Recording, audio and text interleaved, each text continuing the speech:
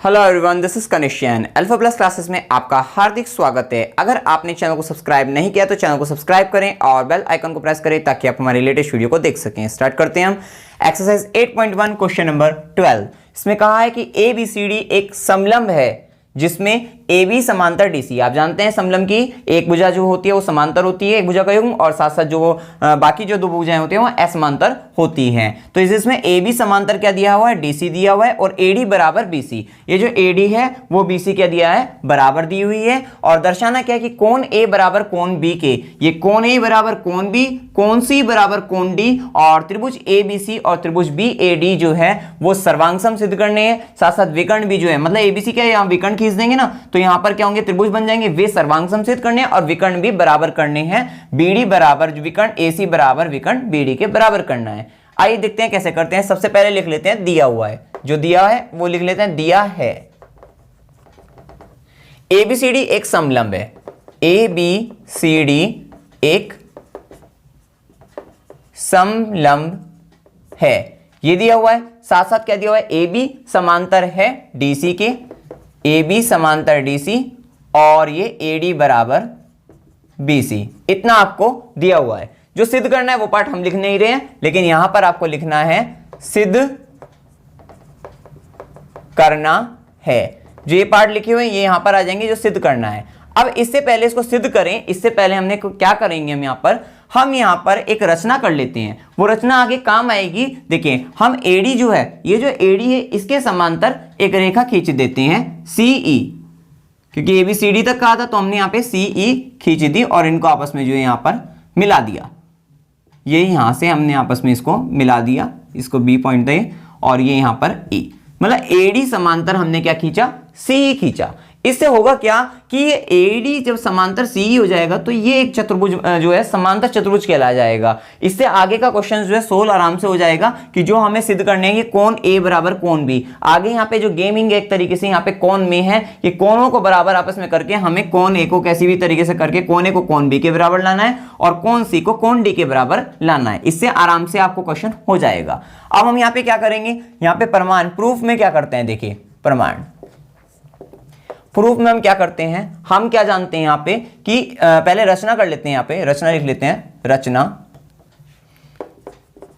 रचना AD समांतर सी, AD समांतर CE खींचा। अब यहां पर क्या है कि एडी जो है वो समांतर किसके है, सीई के, ठीक है। एडी समांतर सी, क्योंकि हमने कहां से खींचा, रचना से। तो यहां प्रूफ प्रमाण जो है इसके अंदर जो प्रूफ कर रहे हैं अब उसके अंदर लिखना है आपको एडी समांतर सीई। तो यहां पर क्या हो गया, रचना से कि भाई एडी जो है वो समांतर है सीई के, लेकिन दिया क्या हुआ है, ए बी समांतर डीसी। ये तो रचना से ये वाला तो हो गया एडी समांतर सी। साथ साथ ए बी समांतर क्या दिया, डीसी, ए बी समांतर डीसी, और ये क्या है, रचना से सॉरी दिया है, ये दिया हुआ है आपको। अब क्या होगा, जब किसी चतुर्भुज की दो भुजाओं का जो सम्मुख भुजाओं का जो प्रत्येक युग्म, अगर सम्मुख भुजा के प्रत्येक युग्म की बात करें वो समांतर हो तो वो क्या कहलाता है, समांतर चतुर्भुज कहलाता है। अब चतुर्भुज किसकी बात हो रही है, ए डी सी ई, जिसमें ए डी समांतर सी ई रचना से कह दिया आपने, और ए बी समांतर डी सी। जब देखिए ए बी की बात आ रही है ना, यहाँ पर कुछ बच्चों को समझ में नहीं आता तो यहाँ ए बी, अब कोई रेखा ऐसे है ए बी अगर है जैसे इस तरीके से, और वो समांतर किसी रेखा डी सी के है, डी सी के, तो अब अगर इसको आगे सिमिलरली इसको आगे बढ़ा दिया जाए तो वो जो रेखा होगी वो भी तो समांतर ही होगी ना, बिल्कुल उसके आगे बढ़ा दिया सीध में जो है तो वो भी क्या होगी, समांतर ही होगी। तो इसको ए बी समांतर डीसी कहो या ए ई समांतर डीसी कहो। भाई हमें ए बी समांतर डीसी दिया हुआ है तो ए बी की जगह आप ए ई भी लिख सकते हैं समांतर के टर्म्स में। ये इक्वल नहीं होगी, लेकिन यहां पे ए बी समांतर डीसी या ए ई समांतर डीसी कह सकते हो। इसको समीकरण 1 कहिए, इसको समीकरण 2 कह दीजिए, और समीकरण 1 व 2 से समीकरण 1 व समीकरण 2 से क्या हो गया, ये ए डी सी ई एक समांतर चतुर्भुज है। इसको हमने शॉर्टकट में लिख दिया पैरेललोग्राम, ठीक है। एडीसी एक समांतर चतुर्भुज है। अब आप जानते हैं क्या है कि अगर कोई चतुर्भुज, यहां पे ये बात और लिखनी पड़ेगी आपको, ये ब्रैकेट में आपको यहां पे और लिखना होगा कि यदि चतुर्भुज की सम्मुख भुजा का प्रत्येक युग्म समांतर हो तो वह चतुर्भुज समांतर चतुर्भुज कहलाता है। ये आपको यहां पे कारण अवश्य देना होगा, ठीक है। यहां पर आपको वो लिखना होगा कारण जो है। अब यहां पर क्या हुआ, जब एक ये चतुर्भुज ADCE एक समांतर चतुर्भुज है तो आप क्या जानते हैं कि ये AD बराबर भी तो होगी CE के, क्योंकि समांतर चतुर्भुज की सम्मुख भुजा समांतर भी होती है और बराबर भी होती है। चूंकि एक समांतर चतुर्भुज है, चूंकि ADCE एक समांतर चतुर्भुज है, समांतर चतुर्भुज है, इसीलिए AD बराबर होगी CE के। क्लियर हो गई इतनी बात आपको कि AD जो है ये CE के बराबर होगी। परंतु AD किसके बराबर दी हुई है, परंतु चूंकि AD बराबर किसके है, BC के, ये दिया हुआ है, दिया है भाई। AD बराबर CE तो पता लग गया ना आपको, क्योंकि ये समांतर चतुर्भुज की भुजा थी तो बराबर कर लिया हमने। फिर AD बराबर BC ये दिया हुआ है। अब इन दोनों से अगर आप देखते हैं तो AD CE के बराबर है, AD BC के बराबर है, तो यहां से क्या कर देंगे, BC बराबर CE कर देंगे। इसीलिए BC बराबर क्या होगी, CE के होगी। क्लियर हो गई इतनी बात आपको, BC CE के बराबर हो गई। अब हमें क्या करना है, देखिए जब BC CE के बराबर हो गई, अब यहां पर आपको कोण की बात है तो हम यहां पे कोण के नाम लिख लेते हैं, नंबर दे देते हैं। जैसे इसको दे दीजिए, सपोज करिए इसको कोण 1 कह दीजिए, कोण 2 कह दीजिए, कोण 3 कह दीजिए, कोण 4 कह दीजिए, इसको कोण 4 कह दीजिए, इसको कोण कह दीजिए आप 5 कह दीजिए, कोण 5। ये नंबर दिए, इससे आसान हो जाएगा क्वेश्चन सोल्व करना जो है आपको, ठीक है। अब हमें क्या पता लगा, हमें पता लगा भाई BC बराबर किसके है, CE के है। तो BC कहां दिख रही है, BC है, BC जो है वो CE के बराबर है। तो अब आपको चलना कहां होगा, अब आपका काम यहां तक हो गया, यहां तक आपका काम हो गया। ये जो समांतर चतुर्भुज अगर हम बनाया था वो किस कारण से बनाया था, वो इसी कारण से बनाया था जिससे एक त्रिभुज जनरेट हो गया यहां पर, और ये भुजा बराबर हो गई। अब इससे कोण के साथ हम इसको आपस में कोण के साथ एक दूसरे से मिला सके। तो अब यहां पे त्रिभुज में आ जाइए आप, त्रिभुज BCE में, ठीक है ना, त्रिभुज BCE में। अब त्रिभुज BC में चूंकि BC बराबर है CE के, और आप जानते हैं समान भुजाओं के आमने सामने के कोण बराबर होते हैं। BC बराबर अगर CE है तो कोण 1 बराबर किसके होगा, कोण 2 के। इसीलिए कोण 1 बराबर है कोण 2 के। समान भुजाओं के आमने सामने के कोण बराबर होते हैं, आमने सामने के कोण बराबर होते हैं। अब देखिए अब किस तरीके से करते हैं हम भाई, कोण 1 बराबर किसके आ गया, कोण 1 बराबर आ गया कोण 2 के। परंतु कोण 1 किसके बराबर होगा, कोण 4 के। भाई कैसे होगा कोण 1 कोण 4 के, भाई आप जानते हैं कि ये दो भुजा अगर समांतर हो, कोई भी दो भुजा समांतर हो और उसको अगर एक तिर्यक रेखा कट कर जाए इस तरीके से, तो ये जो कोण बनते हैं ये कोण क्या होते हैं, एकांतर अंतः कोण होते हैं, आप जानते हैं। तो यहां पर क्या हुआ, AB समांतर है किसके, DC के। भाई ये समांतर चतुर्भुज तो बन रहा है, ये समांतर चतुर्भुज है, या AE कह लीजिए। तो ये भुजा समांतर है इसके, और तिर्यक रेखा कौन सी काटी, BC, ठीक है ना, दिख रहा होगा आपको BC काटी है। तो ये जो कोण बना, ये कोण किसके बराबर हो गया, इस कोण के बराबर हो गया, ठीक है। इस कोण को हमने किसके बराबर कर दिया, इस कोण के। तो यहां पे कोण 1 बराबर किसके आया था, कोण 2 के आया था। कोण 1 कोण 2 के बराबर है, परंतु चूंकि कोण 1 बराबर किसके है, कोण 4 के, और ब्रैकेट में कर दीजिए एकांतर कोण, एकांतर कोण। तो अब ये 1 2 के बराबर आया था और 1 4 के बराबर आ गया। तो यहां से 2 4 के बराबर आ जाएगा भाई, 1 बराबर 2 और 1 बराबर 4। तो ये जब ये दोनों बराबर ही है तो 1 2 बराबर क्या होंगे, 4 हो जाएगा। तो इसको समीकरण 1 2 समीकरण 3 और 4 कह दीजिए, समीकरण 3 समीकरण 4 और 3 व 4 से, 3 व समीकरण 3 व 4 से क्या हो गया, कोण 2 बराबर आ गया कोण 4 के। देखिए कोण 2 बराबर किसके आ गया, कोण 4 के। अब आप क्या जानते हैं यहां पर, देखिए कोण 2 बराबर आ गया कोण 4 के। अब आप जानते हैं कि AECD एक समांतर चतुर्भुज है, और ये समांतर चतुर्भुज बनाया ही इस कारण था जिससे ये जो कोण होंगे ना, ये जो कोण, ये कोण किसी के बराबर आ जाए। आप जानते हैं समांतर चतुर्भुज के सम्मुख कोण बराबर होते हैं, तो कोण D को आप किसके बराबर कर दीजिए, कोण E के बराबर कर दीजिए। भाई यहां पर हम करते हैं, हम कहते हैं कि चूंकि AECD एक समांतर चतुर्भुज है, समांतर चतुर्भुज है। भाई AECD अगर एक समांतर चतुर्भुज है तो कौन ए बराबर किसके होगा, कौन सी के, कौन ए बराबर कौन सी के होगा। एक बात, कौन डी बराबर कौन ई के होगा, कौन डी बराबर कौन ई के होगा। जिसमें से अभी आप इस पर काम नहीं करो, अब आप काम करते हैं इस पे, मतलब जो अभी करना है हमें, कौन डी बराबर कौन ई को देखिए सिर्फ आप, ठीक है। तो कौन डी बराबर कौन ई को अगर हम देखते हैं तो हम कैसे करेंगे, देखिए कौन डी बराबर किसके, कौन ई के। कौन ई कितना नंबर लिखा हुआ है, कौन ई पे जो नंबर लिखा हुआ है कौन दो, कौन दो, ठीक है। अब लेकिन कौन दो किसके बराबर है, समीकरण इसको 5 कह दीजिए आप, ठीक है। कौन दो किसके बराबर है, कौन 4 के।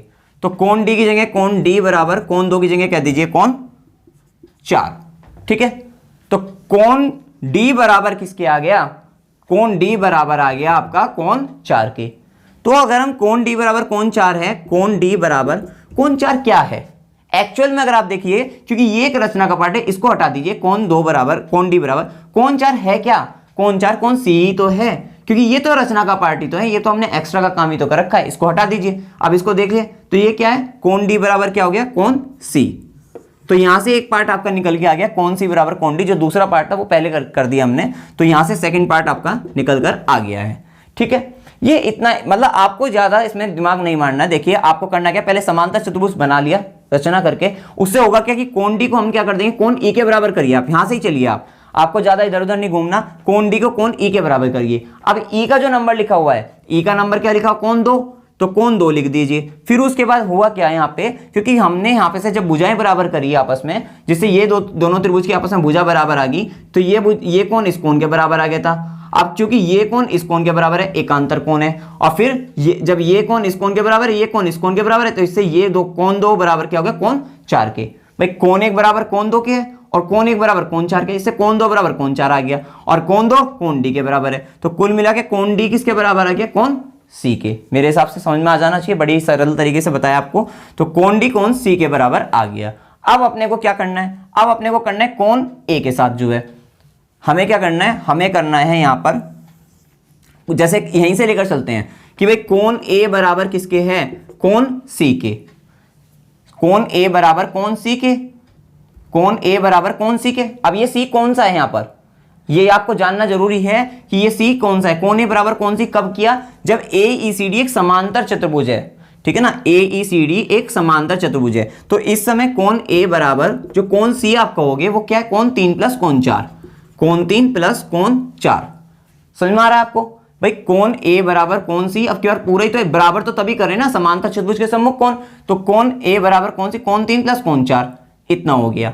अब क्या करना है, अब हम जानते हैं क्या, कौन ए बराबर, अगर मैं कौन 3 और कौन 2 को जोड़ दूं तो वो क्या होगा, कौन 5 के बराबर आएगा। क्योंकि आप जानते हैं अगर कोई त्रिभुज ऐसे बना हुआ है, जैसे देखिए ये त्रिभुज अगर, और ये यहां से कौन बहिष्कोण बनता है, आप जानते हैं ये बहिष्कोण किसके बराबर होता है, 2 अंतःकोण के योग के बराबर होता है, और वो भी विपरीत जो है। यहां पे अगर ये इस तरीके से बन रहा है, ये कोण जो होगा इस कोण प्लस इस कोण के बराबर होगा। इसी तरीके से ये त्रिभुज देखिए, अब आप ये त्रिभुज बना हुआ है यहाँ पे, ये जो त्रिभुज बन रहा है, और यहां से ये जो है बहिष्कोण बन रहा है कौन 5, दिख रहा है कौन 5, यहाँ पे कौन 5, तो ये कौन 5 किसके बराबर होगा, इस कोण और इस कोण के बराबर होगा।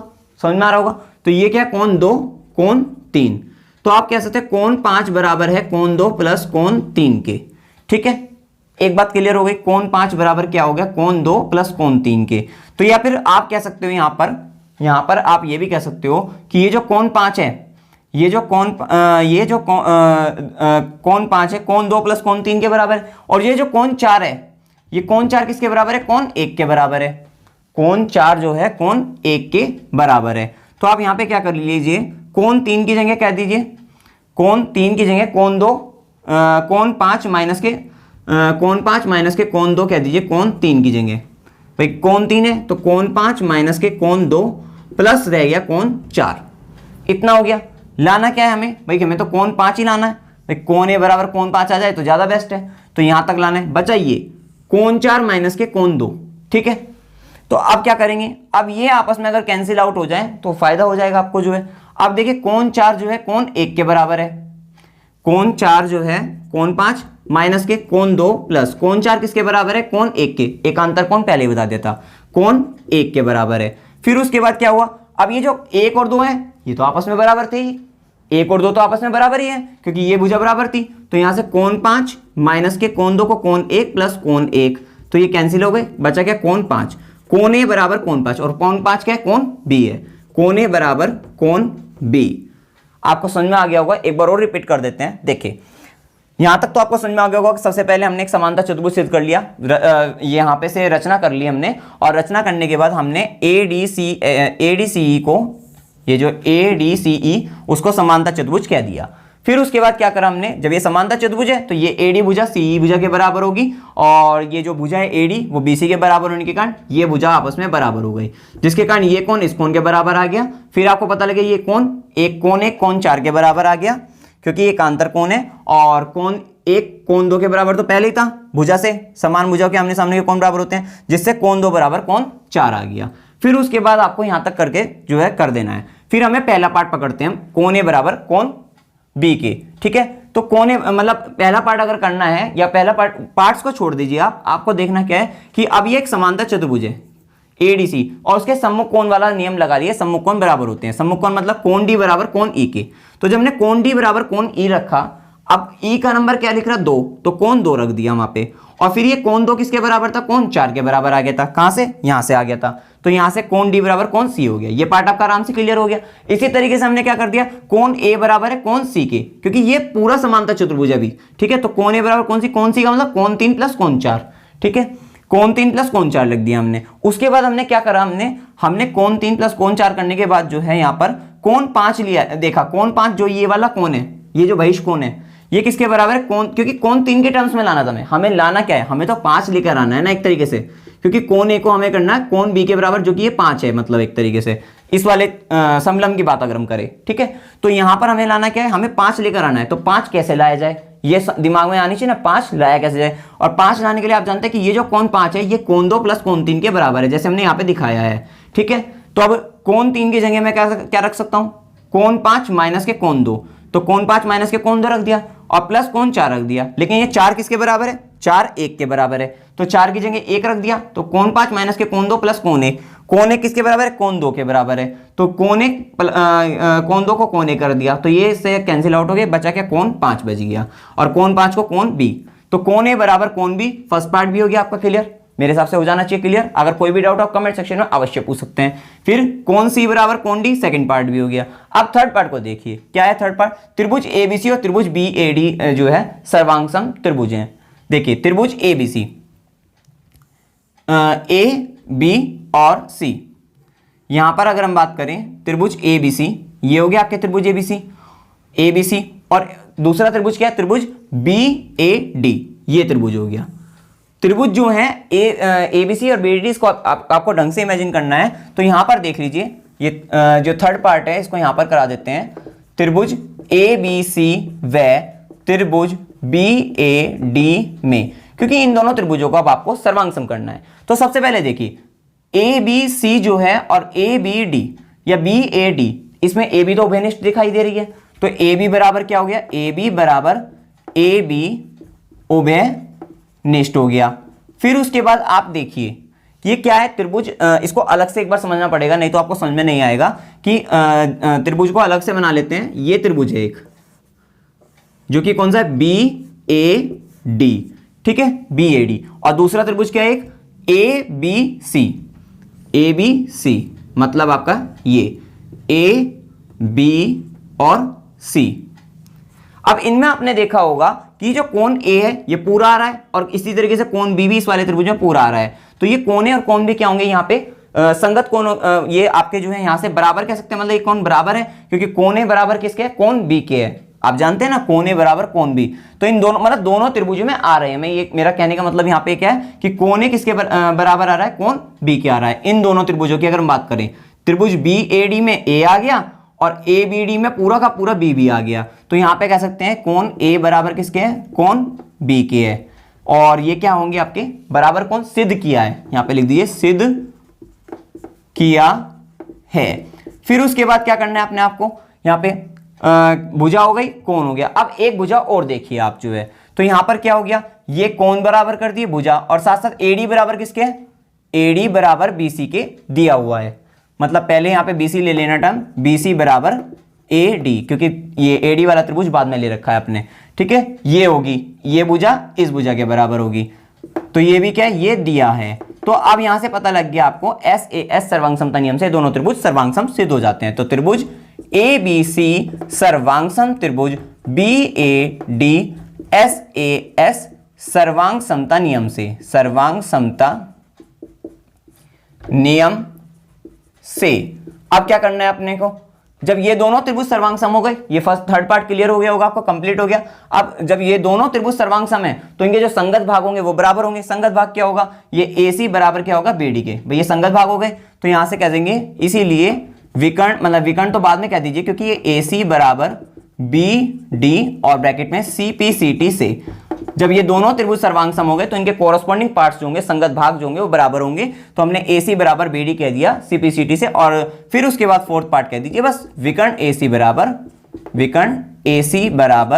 विकर्ण BD, इसको समीकरण कह दीजिए। देखिए यहाँ पे, यहाँ तक हो गई थी 5, इसको समीकरण 6 कह दीजिए, और इसको कह दीजिए कि समीकरण 6 से विकर्ण AC बराबर विकर्ण BD। मतलब आखिरी में आप कह सकते हो, जब ये प्रूफ हो गया CPCT से विकर्ण मतलब AC बराबर BD, तो आप जो फोर्थ पार्ट है जिसमें विकर्ण AC बराबर विकर्ण BD पूछा है वो हमने सिद्ध कर ही दिया है CPCT से। तो आप कह सकते हो क्वेश्चन सिंपल है, थोड़ा सा आपको ध्यान से समझना है, बिल्कुल आराम से समझ में आ जाएगा। कोई भी डाउट हो आप कमेंट सेक्शन में पूछ सकते हैं। वीडियो अगर आपको अच्छा लगा, वीडियो को लाइक कीजिए, शेयर कीजिए और मेरे चैनल को सब्सक्राइब कीजिए। Thank you very much.